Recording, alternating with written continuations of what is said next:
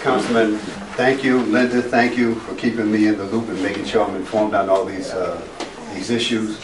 My family's been here since 1962, so I've been invested in this community all my life as a teacher, a coach, elected official, and just a community resident. And certainly I came with the information that Linda's been giving me. I did write Director Shelby Deeds, and I'm waiting for a response in opposition to what's taking place down there on Hollands Avenue.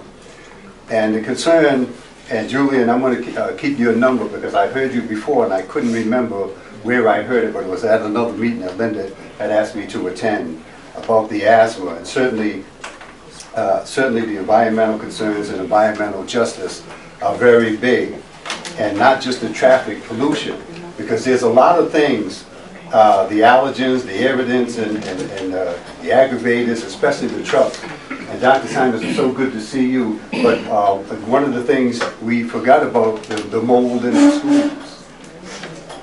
And we forgot about a lot of these things. Droppings aren't so good either. Yeah, and so the mold, everything that's in the schools, and we really don't have enough money. And I'm so glad the gentleman in the back mentioned the nonprofits, because I try to tax Brown University every year, and my bill gets killed.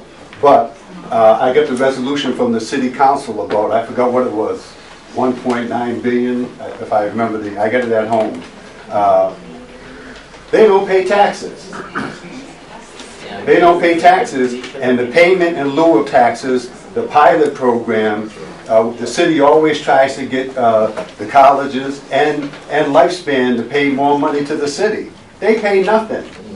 And Lifespan, they have, to me, they have a very cavalier attitude, because they say if we have some extra money, maybe we'll give you some. Well, no, I'm just saying this, you know, the elephant in the room is the nonprofits. If we want better schools, if we want the infrastructure, in our schools improved, and we're trying to do that, the legislators, Representative Diaz, Senator Casava and I, we're always trying to get more money for Providence. And that's one of the things we do. So we're trying to get more money for infrastructure in the schools, so our kids have a decent place to get. But what I really wanted to say, because I want to be true to the time that the councilman directed. Joe Paolino said something that was very, very dear to me, and that was having a shared vision. There's a lot of people that have vision for this neighborhood, and we know what happens. They put in, it's not that I don't have compassion, but we've got the most homeless shelters and everything else, and drug programs. I'm all for them, but just don't put it all in this neighborhood. Here. And so, that's the thing that we're really facing. But we need a shared vision, and I want to tell, it's nice coming to these meetings, but the young man that just spoke before me, he had it right. The community has to be galvanized.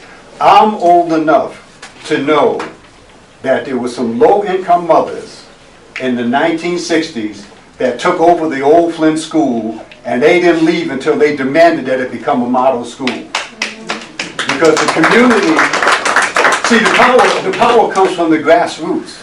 The power doesn't come from me as a senator or the representatives, or the power really comes from the people. That's where I get my marching orders. Whether I'm trying to put in expungement legislation, I'm trying to do the Section 8, they discriminate against people's source of income, they discriminate against Section 8. These are a lot of the battles that I fight. And when the community is behind me, it's a lot easier for me. But I do want to say the shared vision.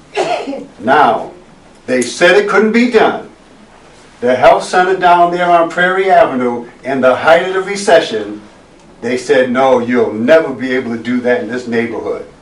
Well, the neighborhood, thanks to Darrell Lee and a host of community advocates, they got together, they had a shared vision, the community got together, and they worked towards something, and now we have a beautiful health center.